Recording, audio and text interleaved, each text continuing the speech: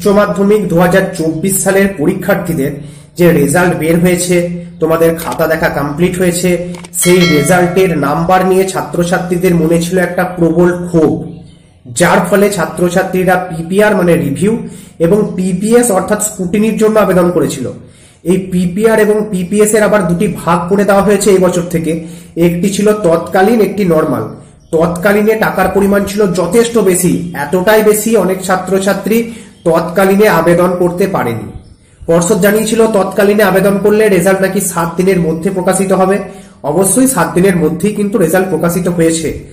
নর্মালে আবেদনের খরচা ছিল কম, তাই বলা হয়েছিল তুমি যদি নর্মালে আবেদন করো তাহলে তোমার রেজাল্ট বের হতে সময় লাগবে 1 মাস। সেই ক্ষেত্রে নর্মালে এখনো পর্যন্ত আবেদন প্রক্রিয়া চলছে এবং রেজাল্ট কিন্তু এখনো প্রকাশিত হয়নি। তো এই নিয়ে ছাত্রছাত্রীদের মনে একটা ক্ষোভ তো উঠে আসছেই। তার পাশাপাশি যারা তৎকালীনে পিপিআর এবং পিপিএস আবেদন করেছিল তাদের নাম্বারও কিন্তু যথেষ্ট পরিমাণ বেড়েছে। একজন ছাত্রছাত্রীর 9-10 পর্যন্ত নাম্বার বেড়েছে, তোমরা অনেকেই আমাকে জানাচ্ছিলে। যার ফলে শিক্ষা মহলে একটা প্রশ্ন কিন্তু বারবার উঠে আসছে, শিক্ষক মহাশয়রা, এক্সামিনার যারা, তারা খাতা কিভাবে দেখেন? প্রত্যেক ছাত্রছাত্রীর পক্ষে সম্ভব নয় এত টাকা দিয়ে পিপিআর এবং পিপিএস করে তার খাতাটি আবার দ্বিতীয়বার চেক করানো। তাহলে শিক্ষক মহাশয়রা কি করছেন? এই ক্ষেত্রে পর্ষদের ভূমিকা কি? পর্ষদ এক্সামিনারদের কি নির্দেশিকা দেয়? খাতা কিভাবে দেখা হয়? গত বছর মাধ্যমিকের ক্ষেত্রে এমনটি ঘটেছিল, এই বছর উচ্চ মাধ্যমিকের ক্ষেত্রে এমনটি ঘটছে। মাধ্যমিকের ক্ষেত্রে এমনটা ঘটেছিল, যার ফলে মধ্যশিক্ষা পর্ষদের তরফ থেকে কয়েকজন শিক্ষক মহাশয় একটা লিস্ট প্রকাশিত করা হয় এবং সেই শিক্ষক মহাশয়দেরকে খাতা দেখা থেকে বিরত করা হয়। উচ্চ মাধ্যমিকের ক্ষেত্রে সেই ঘটনাটি আবার কিন্তু ফিরে এলো। পিপিআর এবং পিপিএস করে নাম্বার তো বাড়ছে ঠিকই, ছাত্রছাত্রীরা জানাচ্ছে পিপিআর এবং পিপিএস করে যে নাম্বারটা তাদের বাড়ছে তারা সেই নাম্বারেও সন্তুষ্ট না। তার কারণ তারা যা পরীক্ষা দিয়েছে তাদের মনে হয় এর থেকে তারা 1.5 গুণ বেশি নাম্বার পাবে।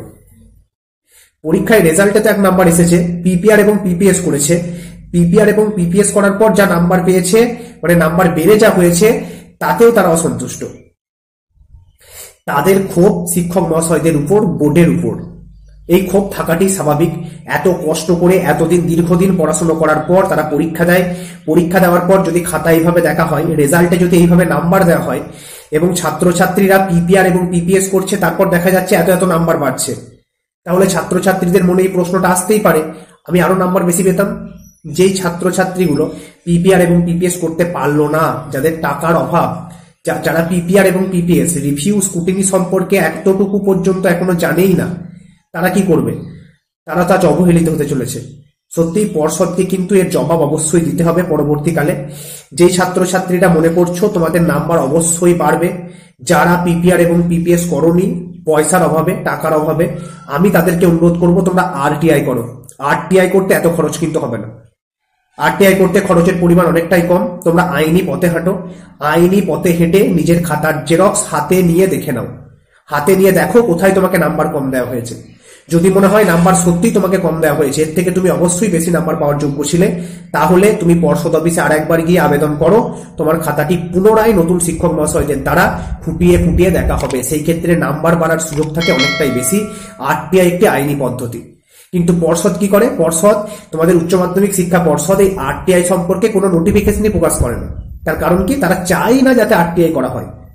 কিন্তু তোমাদের অধিকার আছে, আইনি অধিকার আছে নিজের খাতার জেরক্স দেখে নেওয়ার, কিভাবে আরটিআই করতে হয়, কোথায় গিয়ে তোমরা আবেদনপত্র জমা দেবে, সমস্ত তথ্য আমি কিন্তু আগের ভিডিওগুলিতে আলোচনা করে দিয়েছি। পারলে অবশ্যই ভিডিওগুলো দেখে নাও। আর তুমি যদি আত্মবিশ্বাসী থাকো, তোমার নাম্বার অবশ্যই বাড়বে। যা নাম্বার দেওয়া হয়েছে সেই নাম্বারে তুমি অসন্তুষ্ট, আমি তোমাকে বলছি অবশ্যই আরটিআই করে নাও। বোঝা গেছে? তো এরপরও তোমার মনে যদি সংশয় থাকে কমেন্ট করে জানিও। জানি না পর্ষদ এই সম্পর্কে মুখ খুলবে কিনা। অবশ্যই পর্ষদকে কিন্তু এর জবাবদিহি করতে হবে, তারা জবাবদিহি করতে কিন্তু বাধ্য থাকবে। তো চলো, ধন্যবাদ। আজকের মতো এটুকুই। দেখা হচ্ছে পরবর্তীকালে নতুন নতুন তথ্য বা আপডেটের সাথে। আর হ্যাঁ, তুমি যদি চ্যানেলটিতে নতুন হয়ে থাকো অবশ্যই চ্যানেলটি সাবস্ক্রাইব করে নিও। বন্ধুদের মাঝে এই তথ্যপূর্ণ ভিডিওগুলো শেয়ার করতে কিন্তু দ্বিতীয়বার ভেবো না।